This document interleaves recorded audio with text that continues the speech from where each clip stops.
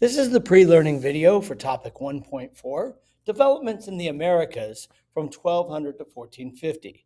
And our main idea, our main question that we want to answer through this video is, how did the states of the Americas gain and maintain power in the period 1200 to 1450?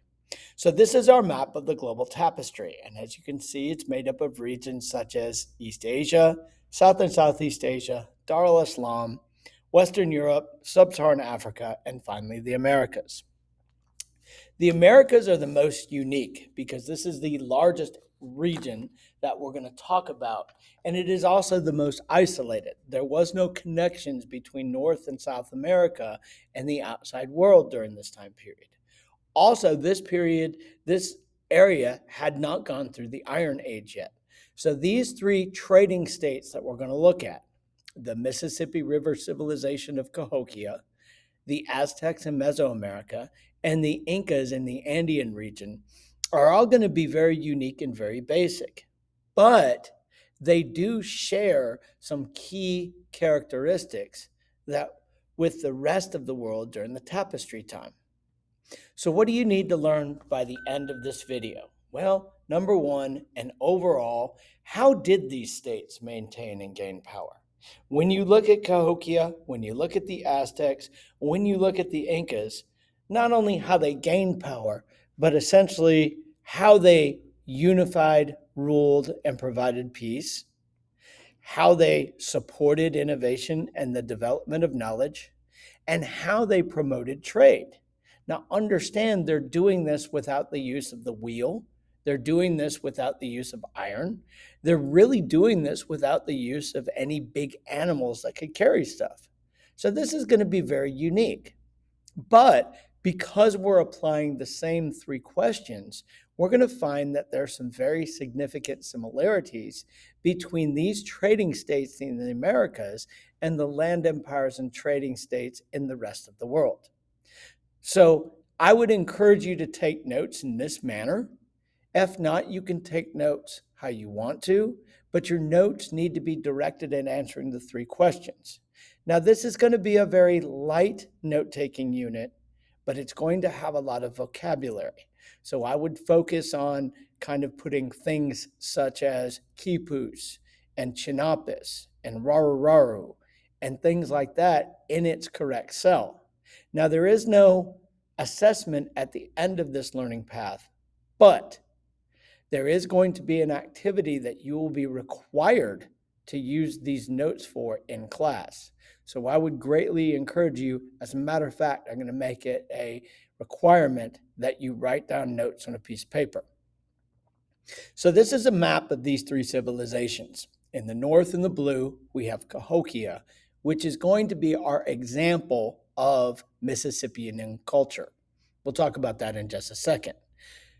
This civilization, this trading state, was located in the Mississippi River Valley and became the controller of trade between the North and the South in the Mississippi, on the Mississippi River. The next, we have Mesoamerica, based in the city of Tenochtitlan. This is where the Aztecs lived. And this area, though being very heavily vegetated with rainforests and other things, is very, very good for growing crops. And then finally, to the south there, around the city of Cusco, we have the Andean region. This is the home of the Incas. And the Andean region essentially is a very narrow strip of land on the west coast of South America. It was here that the Incas created just about the closest thing that we could call a land empire during this time period. Now, I'll go over this a little bit more specifically in a second. So we're going to begin with the Mississippian trading state based in Cahokia. So the one thing that defines the Mississippians is they were mound builders. And this is actually a photograph from the remains of the city of Cahokia, which is located in western Illinois along the Mississippi River. They were mound builders. So when we look at what it might have looked like in the past, as you can see, you have these mounds that were built. They did not occur naturally. And the higher up you lived on those mounds was the more important you were in society. So on top there, you see the religious temple. And then the second level, you probably see the leader or maybe a very important priest or a wealthy landowner. And then at the bottom, you see the common folk. So when we analyze the Mississippian culture based in Cahokia, we see, first of all, in the lower right, we see a map. There's basic regions of where the Mississippians lived and developed their trading states. Cahokia was the biggest and the best example. But as you can see, you have places such as Mound Bottom, Rembrandt, Mason's Plantation, Town Creek, and so forth and so on, that are all based around rivers. And so this is going to be a trading state because they're controlling trade along those rivers and they're serving as a center for trade within those regions. So these were mound builders. And what bound all these people together was the belief in a specific style of polytheism, which was animistic in nature, meaning that every living thing had a spirit, but essentially focused on the sun as the main god. Legitimacy of the leader, who probably lived in the, toward the top of the mound, was basically that he was the religious leader called the Great Sun, because he was considered to be able to communicate with the gods. Now, he was supported by a bureaucracy of priests, but there was no reading, there was no writing, and there really wasn't any education other than becoming familiar with the religious practices and the beliefs. So as we go on a little bit further, okay, they really controlled trade. And so when we talk about innovations, there really wasn't any big innovation other than the mound building. And they did have a calendar that was based on the stars. But they did promote trade because they not only controlled trade along the river, they also, kind of provided a trading post for people to travel down the river. For example, Cahokia became this big trading center in which the tribes from the north brought furs and other things to trade with tribes from the south for copper and leather goods. As we move on, we move to Mesoamerica. Mesoamerica was a land that stretches from south central Mexico to northern Honduras. And this area had a climate that was very good for agriculture. It was the home for many, many different civilizations, such as the Olmec, the Toltec, and the Mayan. And all those have a similar type of culture and type of government. But we're going to focus on the tapestry period on a group of people called the Mexica or the Aztec. So the legend of Tenochtitlan, okay, the Aztecs started off as a migratory people, and they were told to move south and search for an eagle holding a snake in its beak perched atop a cactus. When they found the sign from the gods, that is where they were supposed to build their capital city. Now, as they migrated south, they came across the swampy island in Lake Texcoco. It was here in the middle of Lake Texcoco that they found the eagle with the serpent in his mouth, and they built the city of Tenochtitlan.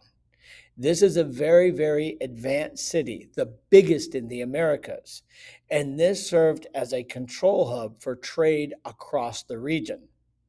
As you can see by this map, it was linked to the shore by causeways and not only had streets to move around, but also canals. This is the land of the Aztecs. And the reason why the Aztecs became so very powerful was that they controlled trade along this area. The green area is the old Mayan state, and the Mayans had collapsed by that time, and our focus is going to be on the Aztecs. So the Aztecs essentially ruled from this city. Here you can see a computer generated picture of what it looks like. And you can see that the central complex had monumental structures, pyramids, and it was surrounded by certain canals that people used to move around. So when you talk about what unified all the Aztec people together, it was their polytheistic religion. And so you see here a picture that essentially represents all the many gods. The main gods being Huitzilopochtli, which controlled the sky, Texapotl, which controlled the night, Quetzalcoatl, which controlled the sun, and Mexicotl, which was the god of war. So these gods were all believed in by the different people and provided unity. Now, when you talk about the leader of the Aztecs, legitimacy was that number one, okay, he was a warrior. And the one thing that an Aztec ruler had to do when he came to power was to conquer. So there is a military legitimacy here. This is really the first time we've seen this. And so essentially what we've got going on is we've got this person who's come to power and everybody's kind of sitting around saying, okay, we'll see if you're going to be a good ruler, and waiting for him to conquer surrounding city-states.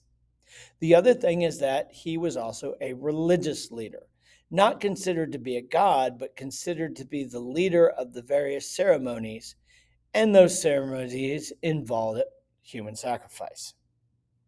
So when we talk about this human sacrifice, and this would be a means of control, kind of like a legal code, essentially the belief is that the main god, okay, who carried the sun across the sky, needed to be fed, just like you or I need a food supply to be able to do our work. And the main thing that provided him the nourishment to do this was human hearts. So the way that this controlled population is that they would select sacrificial victims that essentially did not do what they wanted to do. So imagine if Denmark High School was based on human sacrifice. If you were tardy, if you skipped class, you might be chosen to be sacrificed to the god. Oh, and on a cloudy day, that was a very, very bad thing. Also, an eclipse meant many people were sacrificed. When you talk about peace and prosperity, and I know that I skipped bureaucracy, but let's just face it, it's the same as the Cahokians. It was a priest bureaucracy, not a lot of education. But when you talk about peace, just like the Chinese, the Aztecs used a tribute system. This tribute system did not involve a kowtow, but did involve a degree of loyalty to the Aztec state. This also involved a type of tribute payment, food, certain other things such as jade, feathers, and also sacrificial victims. Because let's be honest, the Aztecs didn't want to sacrifice their own because that would decrease their power. This is an example of what the tribute system looked like. The representative of the surrounding state would bring gifts and other things to the Aztec leader, and in a means to swear allegiance. This also promoted trade, but I'll get to that in just a second. When you talk about innovations, the Aztecs had a great innovation. Now, before I get into this, I want you to realize something. Iron had not been developed yet in the Americas. So clearing of land was just about impossible. What they would have to do is make fertile land. And what the Aztec did is they developed the chinampa. A chinampa is a floating garden. So what they would do is in the lake, they would essentially pile up reeds and dirt and make floating islands. And it was on these floating islands that essentially they would plant in. As you can see from this painting, from a Spanish visitor to Tenochtitlan, okay, essentially what's going on is he's recording that the Aztec have all these floating islands from which they produce food on. Another thing is that when we talk about knowledge, the Aztecs have great knowledge on the stars. They actually had two calendars, a daytime calendar of 365 days And they also had a nighttime calendar, which was basically made up of 52 days. Now, both of these calendars came to an end, but they were some of the most accurate calendars in the tapestry world. Now, when we talk about trade, there was a great trade that went on between the various city-states of the Aztec Empire. This is a picture that shows the various things that they traded. Luxury goods. You see feathers, you see jade, you see other works of art, gold. And these things were traded between the city-states. And trade was promoted by this tributary agreement.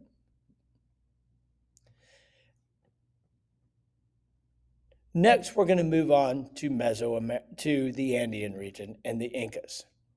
So this is the land of the Incas. As you can see, the Andean region is a coastal region on the western coast of South America.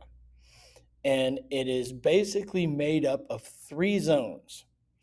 In Zone 1, you have the agricultural production of corn and beans. In Zone 2, the highlands, you have the production of potatoes. And Zone 3, you have the production of a jungle root called manioc, which has a lot of calories, is similar to a sweet potato, but has to be cooked because it's poisonous if you eat it raw. The point to this is this. We know that all 3 of these areas gain their power through controlling trade. Cahokia and the other Mississippian trading states essentially controlling trade along the rivers, the Aztecs using the tribute system to control trade between the city-states of Mesoamerica, and the Incas, what they did is they controlled trade between these 3 zones. And the combination of foods produced in these 3 zones supported a very large population. So what the Aztecs ruled from were these cities in the highlands. This is an example of one city called Machu Picchu, but the other cities were also located in the highlands because Aztec power essentially, Incan power came from controlling the linkages. Now, when we talk about unity, we are also talking about a similar polytheistic religion. In the Incan religion, the primary god was Inti, and Inti was the god of the sun. But there were also other gods in the environment that really weren't given human qualities, but were supposed to be worshipped. The leader, called the Sapa Inca, was considered to be the leader, legitimized because he was considered to be the son of the sun god Inti. So he's going to be not only the political leader, but also the religious leader. When you talk about legal codes, there really was a legal code, but it's just a basic legal code. Nothing stands out. Also, we see this idea of a bureaucracy, but it too is going to be made up of priests. So when we talk about how they promoted peace and how they promoted their power, we're talking about roads. These are pictures of the various linkages that the Incan Empire built and maintained to make sure that they controlled their vast empire. So as you can see, we see one common element between these 3 areas, and that is the control of trade. So the Incas built this massive road network that goes through their mountains and across the rivers. They also built these bridges, which they maintained. So if an area became unloyal, they would just cut them off. And when you're cut off, you don't have the access to the food supply that you need to survive. When you talk about innovation, you're talking about a lot of agriculture. Just like China, they use terrace farming. Here's an example of an Incan terrace farm. And remember that there is a system of irrigation which kind of brings the water to the top. They developed a particular technological advancement, essentially called a digging stick. This was good because it put the seeds low enough to grow into very big and very strong plants. They also developed a platform type of system for agriculture called Waru Waru. This is very similar to the Chinampas, but it's not a floating island. What it is, it's land with irrigation channels. So as you can see, the water in the channels are basically, they feed the platforms and grow a lot of food. What they mainly promoted was potatoes. And you can see the many different types, over 100 different types of potatoes that were cultivated by the Incas.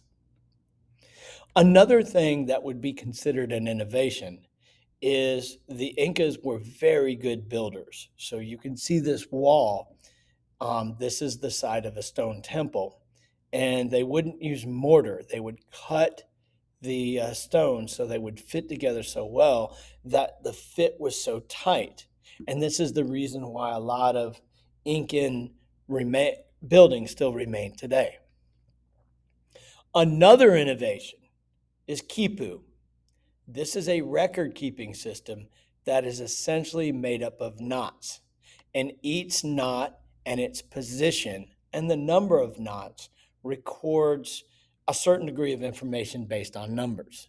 This is very crude and it's really not like a writing system, but it was a very advanced record keeping system for taxes, for the amount of crops and wealth.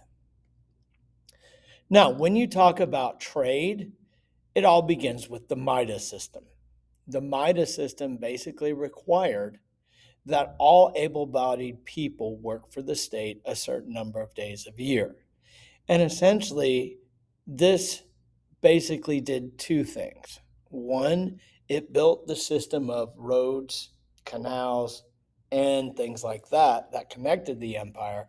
And number two, it provided an opportunity, such as granaries in China, where those that were too old or too sick could also be supported. I put this under trade because this is also a system in which food was produced and other things were produced for trade. Probably the greatest thing that promoted trade was the road system. And the Incas had lots of gold and silver. So, what did you need to learn? Okay, how did the states in the Americas gain and maintain power?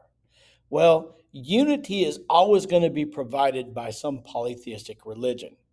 And the leader was legitimized because of his connection to the religion.